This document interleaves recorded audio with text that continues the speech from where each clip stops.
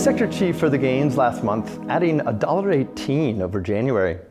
The increase in growth in the industry is indicating that providers are starting to engage more with the related AN-ACC processes. However, it is still important to note that there is more work to be done, as the sector is still $3 short of the starting point, which the department anticipated AN-ACC would commence at on October 1st of 2022. Average daily subsidy by all facility types experienced gains except for the specialized homeless type. Now, claimant activity fell across January, which we attributed to workforce resourcing factors as the AMOs balanced leave requests amongst their teams over the school holiday periods. Now, the industry halved its claiming activity across January from the previous month, achieving only 2.7% of their claims. Unlike ACC, though, providers will still have the date of reclassification request honored as they wait for those AN-ACC assessments to be completed. However, providers are starting to note they are worrying about wearing the financial risks with reclassification requests that aren't attended before their consumers depart their facilities. Occupancy levels had a slight pause over January as both providers and families caught their breath over the holiday period.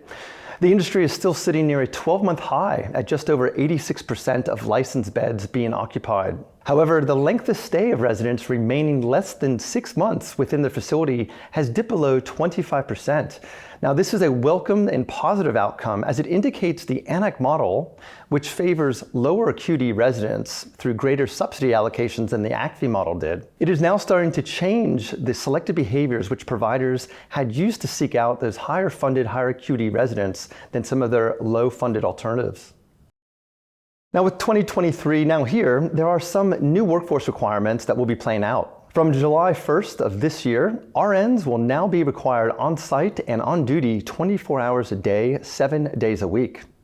Then from October 1st of 2023, the provision of the 200-minute per day and 40-minute of RN time will become a mandatory provision that will be enforced through the increased powers granted to the Safety and Quality Commission. So there are further work to bring those averages up to the acceptable levels set by the department, as we saw direct care minutes jump 9% over January to just over 175 minutes worked on a per resident per day basis. Now, RN minutes slid about 3.5% to only 25 minutes worked on a per resident per day basis. And within the wider staff allocation, agency hours came back 12% over the holiday period, with allied health jumping nearly 21%, albeit from a lower basis of 2.85 minutes on a resident per day basis.